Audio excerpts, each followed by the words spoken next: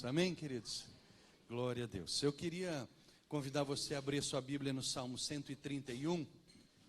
Nós vamos prosseguir meditando no Cântico dos Degraus. Nós estamos no 12º degrau, são 15. Já estamos caminhando para entrar no Santo dos Santos. Como nós temos meditado, do átrio para o Santo dos Santos no templo haviam 15 degraus. E os sacerdotes, todas as vezes que subiam um degrau, recitavam um desses salmos. Também ele representa a nossa caminhada cristã com o Senhor, né? Que é cada vez mais chegando perto de Deus, cada vez mais perto de Deus, cada vez mais perto de Deus. O Santo dos Santos era o lugar onde só o sumo sacerdote entrava uma vez por ano. Nenhum ser humano comum, vamos dizer assim, que não fosse o sumo sacerdote, nem os sacerdotes podiam entrar no Santo dos Santos, onde havia a Arca da Aliança, e ali estava a presença de Deus real. Somente o sumo sacerdote, uma vez por ano, tinha este privilégio de entrar no Santos dos Santos.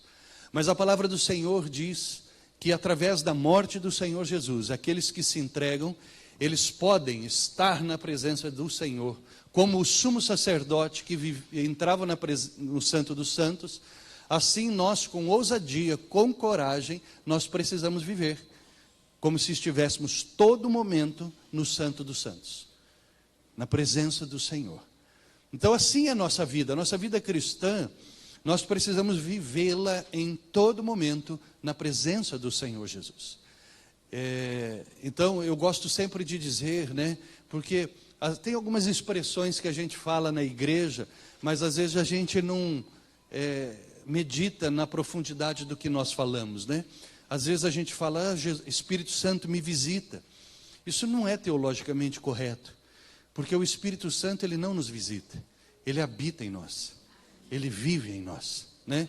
É porque às vezes os cristãos vivem de momentos com Deus, e nós não podemos viver de momentos com Deus, né?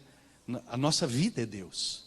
A palavra de Deus diz que em Jesus Cristo todas as coisas subsistem, ou seja, fora de Jesus não há vida, né?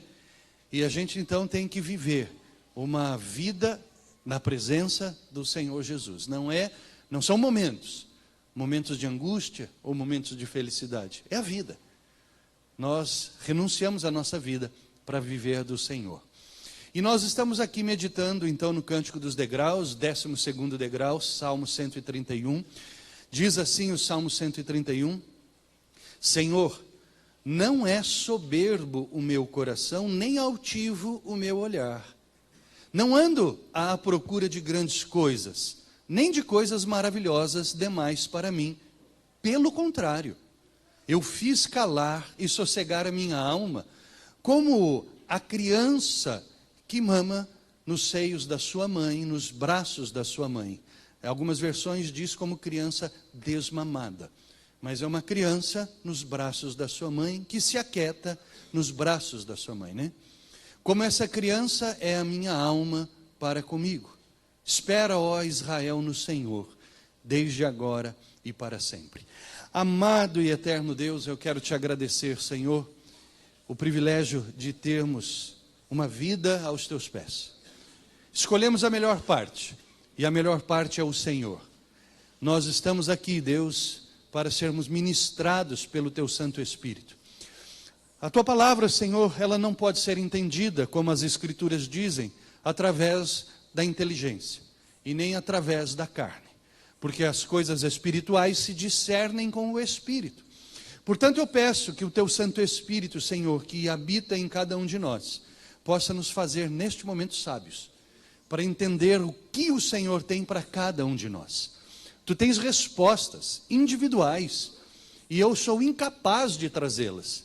Mas tu és possível, a ti és possível fazer isso. Então abençoa cada pessoa que aqui está, cada pessoa que nos assiste, que tua graça, Senhor, traga respostas. Eu sei, meu Deus, eu sei, Pai, que hoje houve oração a ti, desta forma, se o Senhor não falar comigo hoje, eu não vou mais à igreja. E eu sei, meu Deus, porque o Senhor ministrou o meu coração, que hoje tem pessoas assim, mas eu sei que tu vais dar essa resposta, em nome de Jesus. Amém e amém. Que salmo maravilhoso, esse Salmo 131, né? Nós não podemos perder de vista que o salmista que aqui está escrevendo é o mesmo que começou a escrever lá no Salmo 120. Uma pessoa angustiada, uma pessoa que estava clamando por socorro, no Salmo 120, que começa dizendo, na minha angústia, e aqui ele fala que tem a alma sossegada. Há uma grande diferença, a pessoa é a mesma. Só que lá atrás, quando nós começamos até meditar, e eu perdi meu óculos e agora complicou a situação, em dezembro de 2017, que não sei se é isso mesmo, que nós começamos a meditar, que nós chegamos aqui hoje, a mesma pessoa. E nós podemos nos colocar nessa analogia. Nós somos o mesmo, a mesma pessoa que há anos atrás entregamos a nossa vida ao Senhor Jesus. Mas se formos fazer um balanço da nossa vida, quando nós entregamos a Jesus lá atrás e hoje, nós podemos dizer que existiram grandes transformações. Se não houveram, é porque nós não vivemos Jesus. Porque aonde entra Jesus Cristo, começam as transformações naturalmente. Ele começa a fazer grandes coisas. Se não mudamos nada nesta caminhada cristã, é porque não somos cristãos. É porque não entregamos verdadeiramente nossa vida ao Senhor Jesus. Podemos ser simpatizantes de Cristo, podemos até falar que somos evangélicos, que somos cristãos, protestantes, ou o que quer que seja, mas se não houve mudanças, não houveram mudanças nas nossas vidas, tudo isso é balela. Porque aonde Cristo entra, Ele começa a arrumar a casa. E verdadeiramente, nós podemos ver que aqui há uma mudança muito profunda na vida desta pessoa. Salmo 120, na minha angústia, eu clamo ao Senhor, eu clamei a Ti. E aqui, ele vem falar assim, a minha alma está sossegada, como criança que mama nos braços da sua mãe. O que aconteceu? O que aconteceu para esse salmista poder dizer isto?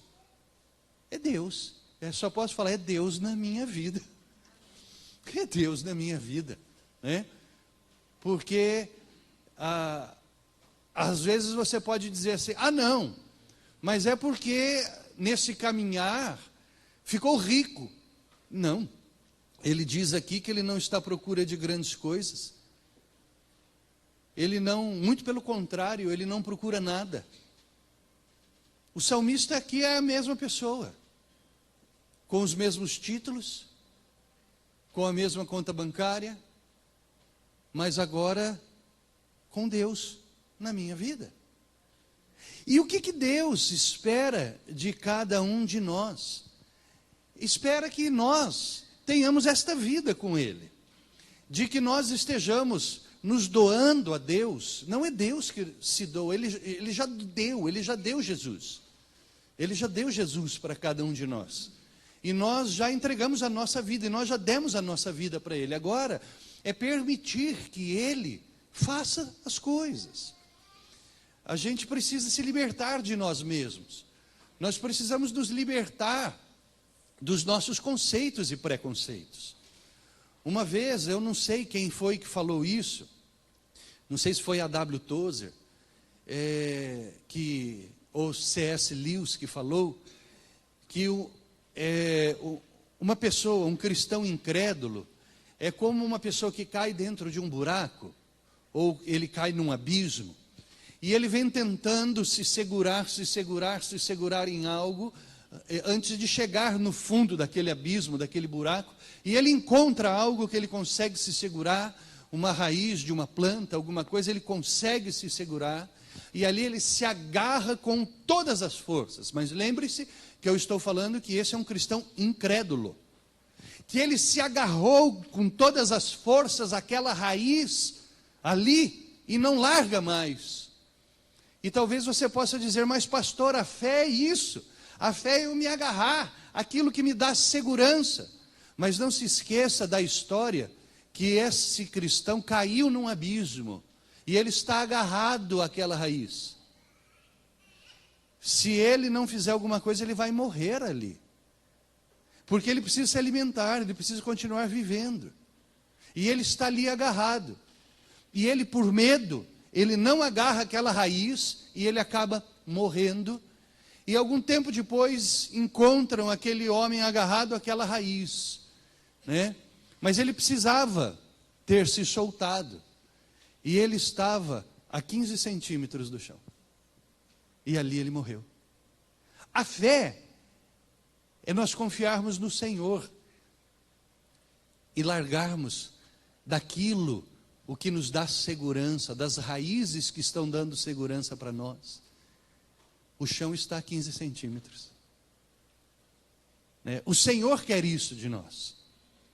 O Senhor quer que nós comecemos a confiar nele acima de todas as coisas. Nós precisamos experimentar Deus. Nós precisamos experimentar o Senhor em todas as áreas das nossas vidas, para que haja crescimento das nossas vidas. Para que nós possamos realmente viver, falar que somos cristãos, nós precisamos viver este Deus. Eu não estou chamando a igreja a uma fé louca, não é isso. Mas eu estou chamando a igreja a abrirmos os nossos olhos e olharmos em Cristo as nossas possibilidades. Muitos cristãos olham as suas possibilidades nos governos, no dia a dia, no variar da bolsa, na conta bancária. E se esquecem de que nós precisamos olhar as possibilidades da vida em Deus, porque o justo vive por fé, e não por circunstâncias ou pelas coisas que se vê em. A fé é o firme fundamento, é a certeza das coisas que não se veem. Se conhecermos a Deus, como esta pessoa que este salmista passou a conhecer, nós vamos então viver este novo patamar de vida. Como eu disse, o Salmo 130 é este divisor de águas, o que nós falamos na semana passada. É um divisor de águas, há transformações muito grandes que não dá para voltar para trás. É daqui para frente com Deus, voando alto, né? E é assim que nós queremos. Deus quer isso de mim e de você. Como disse o profeta Isaías, ele quer que nós voemos alto como em asas de águia. O Frei Leonardo Boff escreveu um livro chamado A Águia e a Galinha. E a gente precisa entender ali o que ele escreveu, essa analogia, que é exatamente isso. A analogia de cristãos que vivem como águia e outros vivem como galinha. Galinha não voa. E se voa, ela se arrebenta ali na frente. Você já viu galinha voar? Eu já vi. Às vezes ela passa feito doida, né? Ela é pesadona. A galinha, ela passa feito doida, voando baixinho e se arrebenta ali na frente, né? E ela é interessante porque ela come tudo que está no chão, cisca, vive com a cabeça para baixo, né? Ela não consegue ter uma vida sobre um plano elevado. Mas a águia não. A águia voa alto. E ela vai voar lá perto do sol. E o sol da justiça é Jesus Cristo de Nazaré.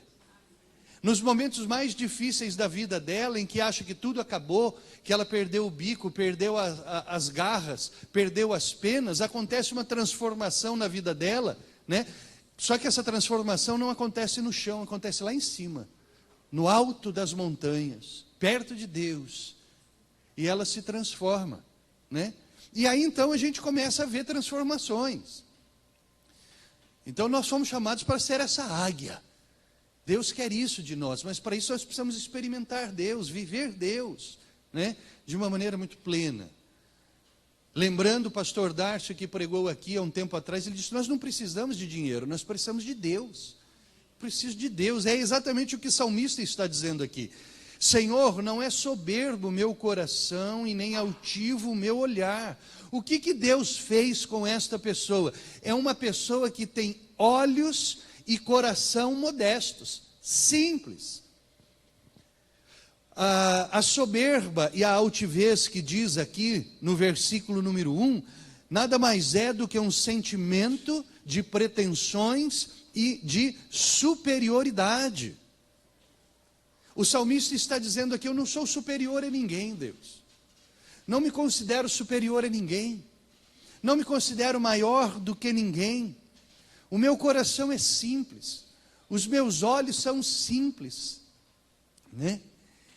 E é interessante, irmãos, quando me lembro que aos 18 anos, né, fui para o exército, como todo jovem brasileiro do sexo masculino vai servir a pátria, e ali no exército eu nunca me esqueci disto, que eles estavam ensinando a passar o cordão no coturno, porque é de uma forma completamente diferente que eles ensinaram a passar. Eu me lembro de um amigo que tinha uma patente maior, ele disse assim para mim: Paulinho, né, lá em Bauru todo mundo me chama de Paulinho. Paulinho, aqui é o seguinte, no exército é tudo ao contrário, tá? No exército é tudo ao contrário. Para você apertar o coturno, não adianta você fazer assim, com o cadarço, você tem que fazer assim. É ao contrário no exército, as coisas aqui funcionam do avesso, né? E fazendo essa analogia com o reino de Deus funciona ao avesso do mundo. Os grandes no reino de Deus são os pequenos. Os grandes são os pequenos. Os ricos são os que nada têm, né? Os felizes são os que choram. É o contrário. Não é aí você pode falar: o reino de Deus está de pernas para o ar. Não, não. É o mundo que está de pernas para o ar. Porque Deus sempre fez as coisas assim, né? Então, o salmista aqui, por andar com Deus, ele diz: Deus, eu sou um homem simples. Agora, ele era um homem que tinha grandes coisas. Ele tinha tudo. Ele tinha coisas que o faziam contente. Olha só o que diz Lucas 22, 24 a 26. E houve também entre eles contenda, sobre qual deles parecia ser o maior. E Jesus lhes disse: os reis da terra, ou os reis dos gentios, dominam sobre eles. E os que têm autoridade sobre eles são chamados de benfeitores. Mas não sereis vocês assim. Antes, o maior entre vós seja o menor, e quem governa como o que serve. Houve uma contenda entre os apóstolos. Eles queriam ser os maiores. Houve até o pedido de uma mãe, de Tiago e de João, né? Até os dois, como criança mimada, foram falar: mãe, Jesus, ele tem o coração mole. E ele não vai falar não para uma mãe. Vai lá, mamãe. Não está na Bíblia, mas eu penso que foi assim essa conversa. Mãe, vai lá. Pede para Jesus que no reino dele, eu me assente do seu lado direito e o meu irmão do esquerdo. E Jesus, ele fala isso. Não é assim, gente. Assentar-se depende do meu Pai. Mas vocês não têm que exercer autoridade, nem se achar maiores do que ninguém. Muito pelo contrário, a palavra de Deus diz que nós devemos nos sentir como inferiores aos outros. Então, o que acontece? Acontece que quando nós vamos andando com Deus, nós vamos perdendo o nariz empinado. Não existe um crente verdadeiro de nariz empinado. Não existe. É impossível um cristão verdadeiro ter o nariz empinado, achar que é maior do que os outros, ser melhor do que os outros, só porque leu meia dúzia de livros a mais, sabe mais do que os outros.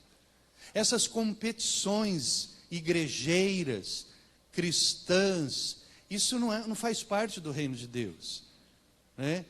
Não existem competições entre nós. O que existe entre nós é servidão. Olha só o que Jesus disse: o maior entre vocês é como o menor, e aquele que governa é como o que serve, e não como o que compete, né? Nós somos, é óbvio que programados a competir. O ser humano, ele é programado a competir. Nós competimos em todas as coisas e situações. E não é ruim a competição no sentido de que um atleta, ele tem que se preparar para competir e tudo mais. O grande problema é quando ele usa artifícios proibidos na competição. O famoso doping, né? Tem muito cristão dopado, né? Que ele usa de artifícios para aparecer, né? Então, o que Deus quer comigo e contigo? Ele quer mudar. Mas Ele não quer mudar a minha forma de vestir. Ele quer mudar a minha forma de pensar, e a sua também. Ele quer mudar a minha forma de agir. Quer mudar os nossos conceitos, os nossos valores. E é isso que a gente tem que permitir. Hoje os cristãos escancaram a sua conta bancária para Deus no sentido de receber, não de dar. De dar ninguém quer dar para a igreja, muito pouca gente, né? Mas para receber, a minha conta está aberta, Deus. Pode mandar dinheiro, né? Mas a gente precisaria abrir o nosso coração dessa forma, escancarar a nossa vida, escancarar as nossas fraquezas a Deus, porque é exatamente nas fraquezas que o poder de Deus se aperfeiçoa. Aonde sou fraco que me torno forte. Então são essas coisas aqui que o salmista viveu para poder falar isto. Eu sou uma pessoa simples. E sou também uma pessoa de anseios simples. Ele não só é uma pessoa simples, mas ele tem anseios simples. Aí eu convido você para ir em Eclesiastes, um livro escrito por Salomão, à frente de Provérbios também. Eclesiastes no capítulo de número 2, 24 a 26, que aqui o salmista diz: eu sou uma pessoa de anseios simples. Eclesiastes 2, 24 e 26 diz assim: olha só, não há nada melhor para o homem do que comer, beber e fazer que a sua alma goze o bem do seu trabalho. Não há nada melhor do que viver do seu trabalho, está dizendo aqui. Aonde o meu dinheiro alcança, com o meu trabalho, não há nada melhor do que viver dentro destes limites, né? O grande problema é quando o homem quer viver acima dos limites. Eu ganho 1.000, mas o meu padrão de vida é para 2.000. Vai dar problema. Vai dar problema. E aí o que vai acontecer? Você vai ficar desesperado. Porque você entrou no cartão de crédito, a taxa do cartão de crédito é 300% ou mais ao ano. Você começou a dever 1.000 hoje, daqui a um ano você está devendo 300.000. Parou para pensar um troço desse? Durma com esse barulho? Daqui a um ano? Deixa qualquer um louco, não deixa? Mas é por isso que o salmista disse: fiz a minha alma sossegar, porque ele vive dentro dos limites. E Deus nos ensina a viver dentro de limites. Ele nos ensina a viver dentro dos limites. Aqui está o segredo de Deus. Ele nos traz para normas e limites das nossas vidas. Ele põe um freio nas nossas vidas, né? E aqui Salomão disse, o que Salomão pediu para Deus? Riqueza? Não, sabedoria. E ele falou aqui, então, não é nada melhor do que viver dentro dos limites do meu salário. E aí eu vou viver como criança que mama no seio da sua mãe, embalada pelos braços da sua mãe. Fiz sossegar a minha alma. Os anseios são pequenos. E ele continua, vi também que isto vem da mão de Deus. Então, aqui viver dentro dos limites, Salomão está dizendo, isto vem de Deus. Quem vive fora dos limites, não está vivendo com Deus. Não está vivendo, porque Deus vive dentro dos limites. Dentro dos limites. Muito cristão fala assim, eu não entrego o dízimo porque não me sobra. Primeiro que não era para ser o último, era para ser o primeiro.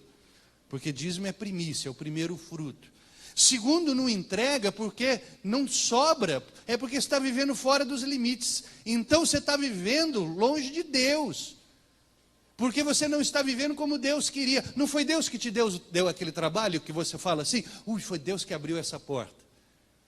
Se foi Deus que abriu essa porta, Ele que deu os benefícios e o salário. Então Ele quer que você viva dentro desse salário.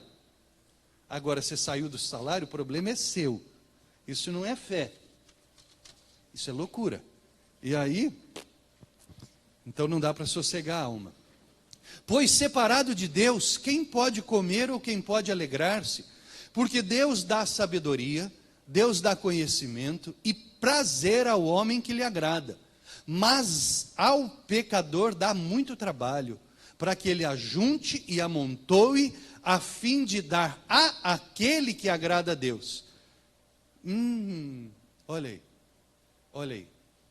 Então aos santos, Deus dá enquanto dormem, como nós já meditamos aqui. Está tudo ligado. Há uma lógica tremenda na palavra de Deus, há uma lógica violenta na palavra de Deus. Sabedoria muito grande de viver dentro dos limites. Então, anseios simples. É por isso então que esse salmista, ele pode dizer que ele tem a alma sossegada, porque eu vivo dentro dos limites que Deus tem para mim. O mal do século hoje é a depressão, é o estresse, a síndrome de pânico, né? Por quê? Porque hoje as pessoas querem viver perigosamente. Perigosamente. Na estrada, limite de velocidade é 100. O camarada anda a 200 por hora. Eu vejo às vezes na estrada, eu não moro aqui em Campinas, moro em Paulínia. Para vir para a igreja tem que pegar 2 estradas. Eu pego a Dom Pedro, depois pego a Anhanguera, para chegar aqui. Hoje, 3. Por quê? A Zeferino Vaz também, verdade. 3. Hoje eu estava vindo para cá, passou assim umas 200 motos. Eu já vinha vindo no limite, a uns 100 por hora. Os caras passaram voando do meu lado. Passaram para mais de 200. Lá na frente, do outro lado da pista, um carro arrebentado, capotado, peça para todo lado. Quer viver perigosamente, meu amigo? Você está vivendo com a morte. Mas a palavra de Deus diz que Jesus é Deus de vida, e vida em abundância. Vamos viver dentro dos limites cristãos. Aí então, nossa alma vai estar sossegada. Salmo 3,5 diz assim, eu me deito e durmo, e torno a acordar, porque o Senhor é aquele que me sustém. Eu deito, durmo, e eu acordo no outro dia, porque o Senhor é que me sustém. Então, aqui o Salmo 131 está falando de benefícios, irmãos, de andarmos com Deus. E ele termina aqui dizendo, espera, Israel, espera, tem paciência. Mas espera em quem? No Senhor. Quando? Desde agora e para sempre. Espera, tem paciência. Tem paciência. Lembram 2 pessoas que entraram na terra prometida? Lá do Egito saíram 3,5 milhões de pessoas. Andaram 40 anos no deserto. só 2 pessoas daquela geração entraram na terra prometida. Quem foram? Quais foram? Josué e Calebe. Moisés fez uma promessa para Calebe. Quando os espias, e ele estava no meio dos espias, passaram a ver a terra, Calebe se apaixonou por umas colinas. Se apaixonou por aquelas colinas ao vê-las. E ele fala para Moisés, e Moisés diz assim: quando nós entrarmos na terra, Calebe, aquelas colinas serão tuas e da sua família. Muito bem. Moisés morre. Josué, companheiro de Calebe, que estava junto nessa conversa, assume a liderança da nação. Eles entram na terra. E aí eles tomam posse da terra. 45 anos depois desta conversa com Moisés, Calebe chega para Moisés, para Josué, e diz: Josué, há 45 anos atrás, eu tinha 40 anos de idade. Moisés me prometeu essas colinas, você estava junto comigo. Hoje eu tenho 85 anos.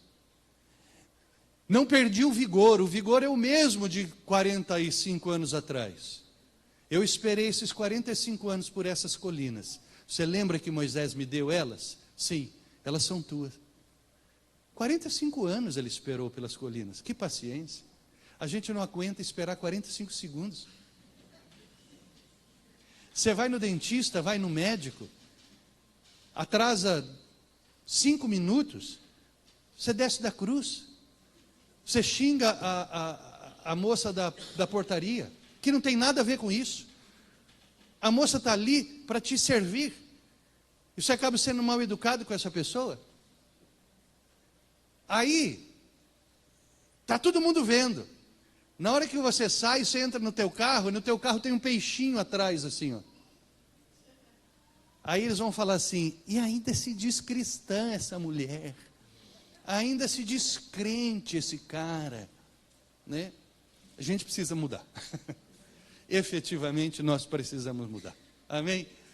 Então, meus queridos, fiz sossegar a minha alma como criança desmamada que se aquieta nos braços da sua mãe. Pode chegar aqui o Ministério de Louvor? Uma alma sossegada. Porque se anda com Deus. Queridos, nessa manhã nós estamos aqui para celebrar a ceia do Senhor.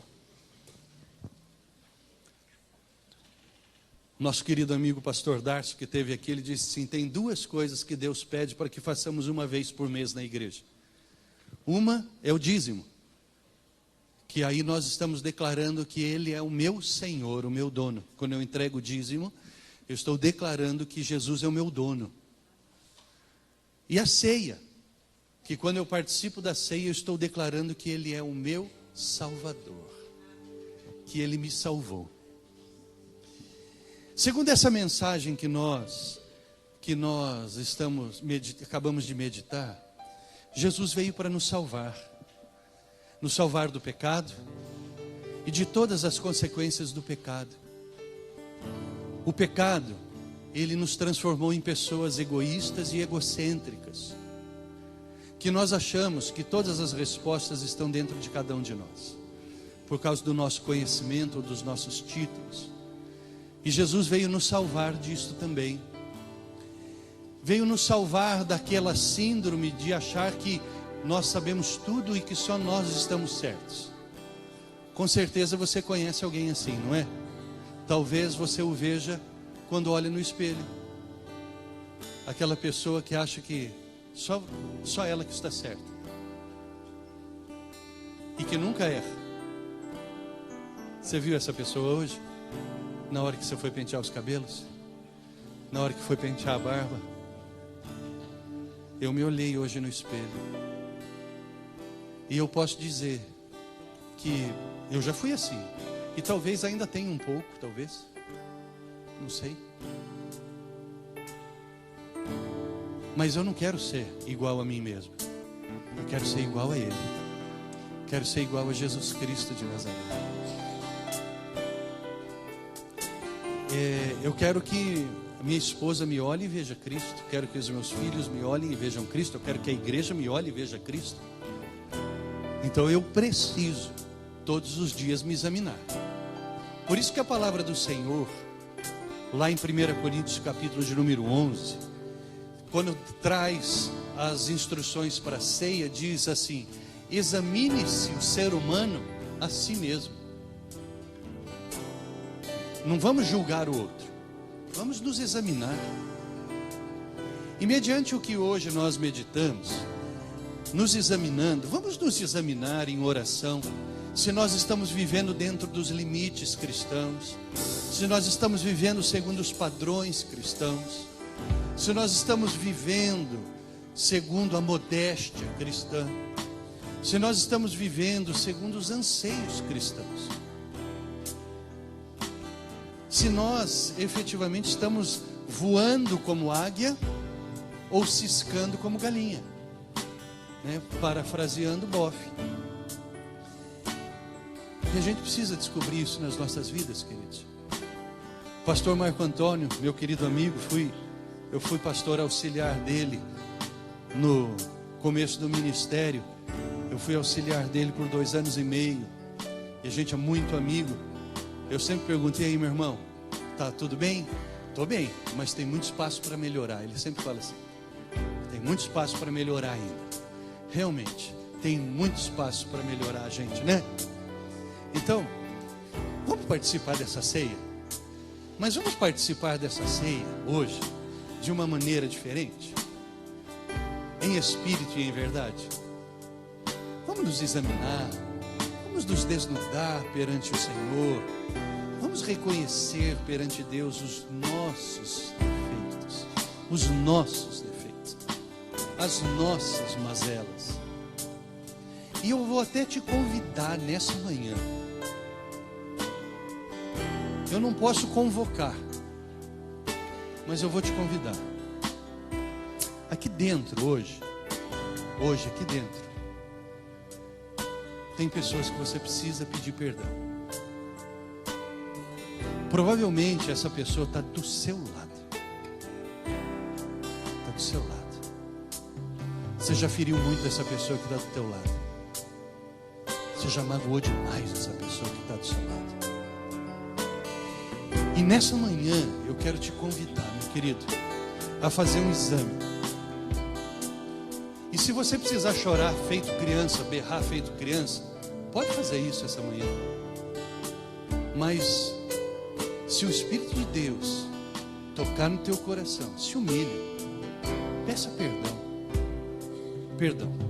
Antes de fazer isso, se arrependa de tudo que você fez. Se arrependa. E arrependimento é um negócio seguinte, é pôr um ponto final nessa atitude, hein? Não é sair daqui e fazer de novo. Hoje, daqui 5 dias, daqui 2 semanas, daqui 1 mês. É ponto final. O bom de Deus é isso. Ele faz que a gente reconheça os nossos erros, possamos nos arrepender e nunca mais cometê-los. Vamos tomar uma ceia de verdade hoje? Se você se sente incapaz hoje de mudar, não toma ceia. Não toma ceia, em nome de Jesus. Mas se hoje você quer tomar uma atitude de mudança na tua vida, pastor, quem eu preciso pedir perdão não está aqui. Então, ao sair daqui, vá pedir perdão. Alguém vai chegar e vai falar: você ficou louco? Você vai morrer? Você vai morrer? Está doente? Alguém vai perguntar assim: você está doente? Vai morrer? O diagnóstico foi ruim? Fala assim: não. O Senhor falou comigo e eu vim reconhecer os meus erros. Mas hoje é a ceia de quem quer mudar, em nome de Jesus. Amém? Amém? Para que o Senhor nunca possa dizer para nós: aquele dia você foi hipócrita. Hoje é dia de mudanças. Amém? Vamos nos colocar em pé em nome de Jesus. Eu quero orar, meu irmão. Eu quero orar com você, quero orar com você. O convite foi: examine-se a si mesmo. A si mesmo. E então tome do pão, coma do pão e tome do cálice. Se hoje Você precisa pedir perdão e botar um ponto final primeiro. Botar um ponto final nisso que precisa ser mudado e pedir perdão. Hoje é o dia. Hoje é o dia. Depois não adianta mais chorar pelo leite derramado. Ontem eu fui comprar leite. R$4 o litro de leite. Sabe por que está R$4? Porque quando os caminhoneiros pararam, jogaram um monte de leite fora. Não adianta mais chorar por aquele leite que foi derramado. Agora tem que pagar R$4 o litro de leite.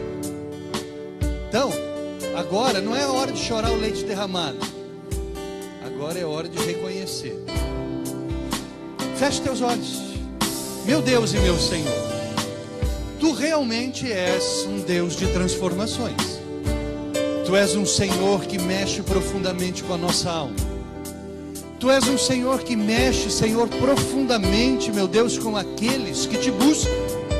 Com aqueles, Senhor, que querem, meu Deus, ser pessoas diferentes, que buscam curas, que buscam transformações. Esse momento, meu Senhor, é o momento em que declaramos que Tu és o nosso Salvador, que o Teu perdão chegou em nossas vidas, e que ao chegar em nossas vidas o Teu perdão, nós passamos a viver algo completamente diferente, distinto das nossas vidas. Senhor, não há homem que peque, diz a Tua palavra, e porque somos pecadores, fomos pecadores, nós nos tornamos deformados na Tua imagem, na Tua semelhança. Nós ferimos muitas pessoas com palavras, com atitudes, com olhares, até mesmo quando nós nos calamos, ou quando, ó Senhor, nos entregamos aquilo que não deveria ter sido entregue. Sabíamos que estávamos ferindo o outro, mas em nome do prazer pessoal, muitos de nós, Senhor, ferimos e matamos aqueles que estão ao nosso lado. No nome santo e precioso do Senhor Jesus, meu Deus, essa igreja abre o seu coração a Ti nesta manhã, Pai. E essa manhã, Pai, nós buscamos a cura das nossas vidas e dos nossos relacionamentos. Pedimos perdão ao Senhor por termos andado fora dos limites, Deus. E hoje não podermos dizer, como o salmista diz, fiz sossegar a minha alma. Mas sossega a nossa alma, Senhor. E que nesse momento, em nome do Senhor Jesus Cristo de Nazaré, nós possamos restaurar tudo aquilo que foi perdido, no nome santo e precioso de Jesus.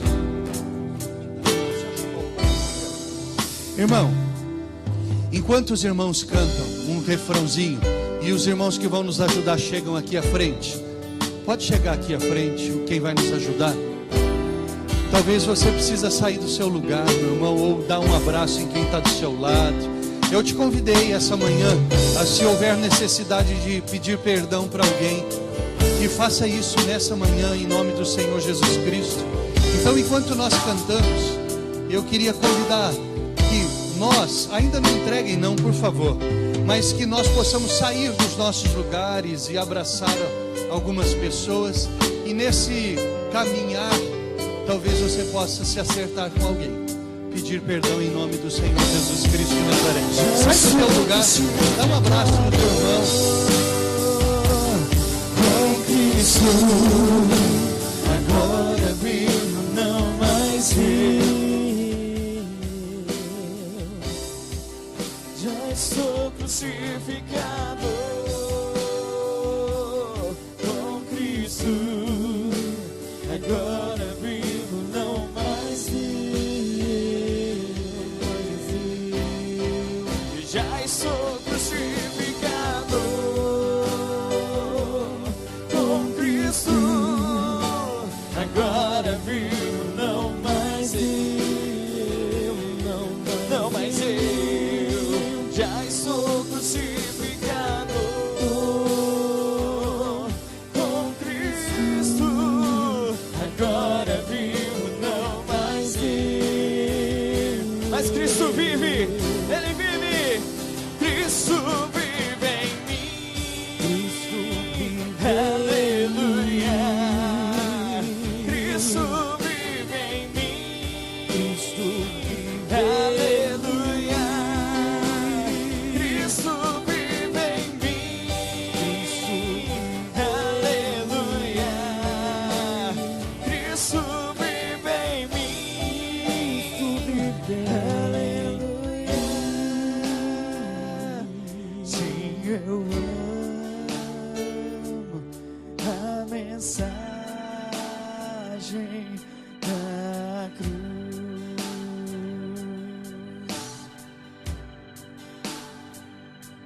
eterno Rei, eu a vou proclamar. Cante, igreja.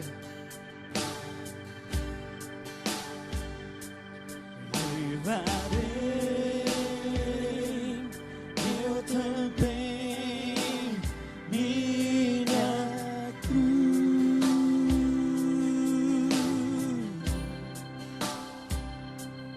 é por uma coroa trocar. Se eu amo, se eu amo a mensagem da cruz,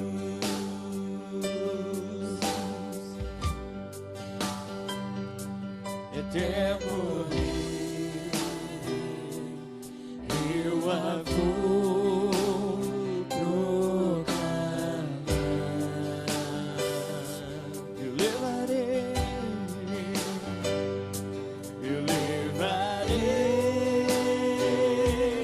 eu também minha cruz,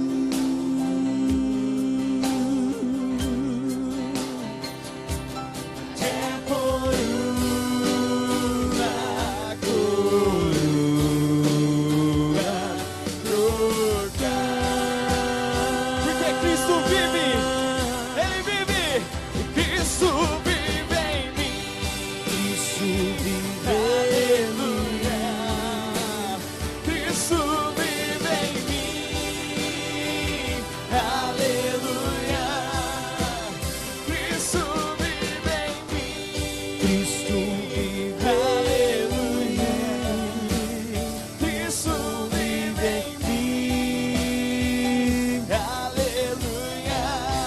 Eu já estou crucificado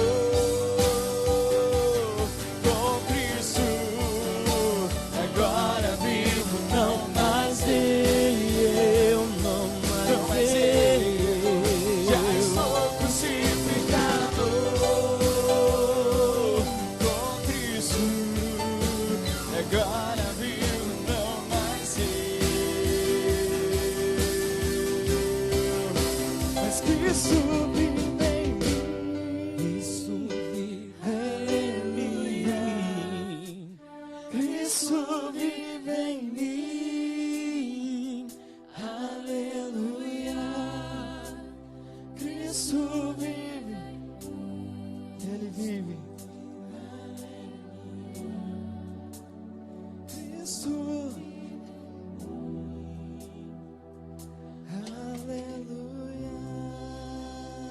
Aleluia. Alguém que queira participar da ceia e não recebeu os elementos, faz um aceno que a gente leva aí, todos que vão participar receber. Por acaso alguém aqui essa manhã querendo entregar a vida a Jesus Cristo, querer dizer, eu a partir de hoje vou viver como um cristão e eu entrego minha vida a Jesus, Ele é meu Salvador. Alguém aqui querendo entregar sua vida a Jesus, faz um aceno? Não? Ok. Queridos, nós temos aqui um pequeno pedaço de pão nas nossas mãos, que representa o corpo do Senhor Jesus, que foi partido naquele madeiro. Aqui não é o corpo, mas traz a representação do corpo do Senhor Jesus, que foi moído naquela cruz por mim e por você. Era para nós termos morrido, mas Ele se entregou no nosso lugar. E quando nós entregamos a nossa vida a Jesus Cristo, nós trocamos a nossa vida pela vida dele. Entregar a vida a Jesus nada mais é do que dizer assim: a partir deste momento, Jesus, eu vou viver como o Senhor quer e não como eu quero. Eu renuncio a minha vida para viver a sua vida. Portanto, quando nós participamos dessa ceia, comemos desse pão e bebemos deste cálice, nós estamos anunciando a volta do Senhor Jesus.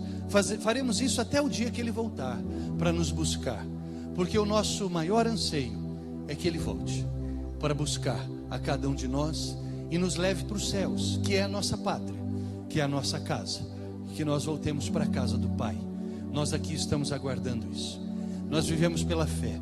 E ao então comer deste pão, nós declaramos que continuaremos vivendo pela fé no Senhor Jesus Cristo todos os dias da nossa vida.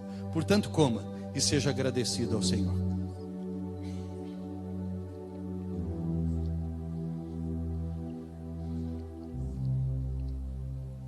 Da mesma forma, nós temos um cálice com suco de uva aqui que representa o sangue do Senhor Jesus, que foi derramado por cada um de nós naquela cruz. A palavra de Deus diz que sem derramamento de sangue não há remissão de pecados. Jesus, quando da ceia que ele preparou com os seus apóstolos, ele disse assim a respeito do cálice: esse cálice é uma nova aliança no meu sangue. Ao tomarmos deste cálice, nós relembramos a nós mesmos e a todas as pessoas que nós estamos debaixo de uma aliança com o Senhor Jesus. Uma aliança que tem como selo o sangue de Jesus Cristo, que nos purifica de todo o pecado. Ao tomarmos desse cálice, nós precisamos lembrar para nós mesmos que nós não somos pecadores, nós somos santos. Porque a palavra do Senhor diz que Ele nos transportou do império das trevas e nos levou para o reino do seu Filho amado. A palavra do Senhor diz: sede santos porque eu sou santo. Quando dizemos que somos pecadores, nós estamos justificando a atos que não deveriam existir nas nossas vidas. Nós somos santos, nós abandonamos o pecado, nós não vivemos mais o pecado. Nós não mentimos mais. A palavra de Deus diz: aquele que mentia não mente mais, aquele que furtava não furta mais, aquele que roubava não rouba mais, aquele que adulterava não adultera mais. Ou seja, ele deixa de ser um pecador para ser uma pessoa separada do mundo. Ao bebermos desse cálice, nós estamos relembrando que nós somos santos, que nós somos chamados a sermos santos, que nós devemos viver de uma maneira santa na nossa vida. Portanto, beba e seja agradecido ao Senhor. Aleluia. Você pode dar um glória a Deus e uma salva de palmas ao Senhor. Eu amo a mensagem da cruz.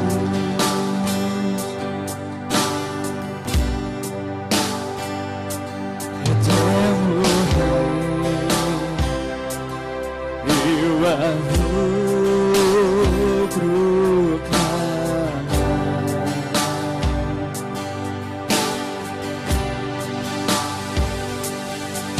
Levarei eu também minha cruz,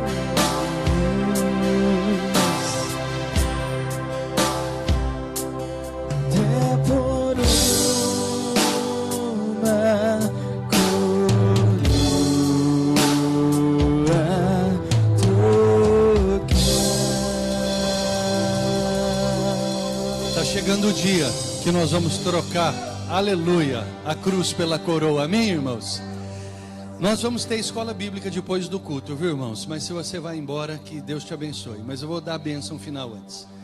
Feche teus olhos, curva a tua fronte, espalma as mãos aos céus. Deus eterno e todo-poderoso, digno de glória, de honra e de majestade, nós aqui estamos, Senhor, aguardando a tua volta. E assim prosseguiremos até este glorioso dia. Que o Senhor nos abençoe e nos guarde. Que o Senhor faça resplandecer o seu rosto sobre as nossas vidas e tenha misericórdia de nós.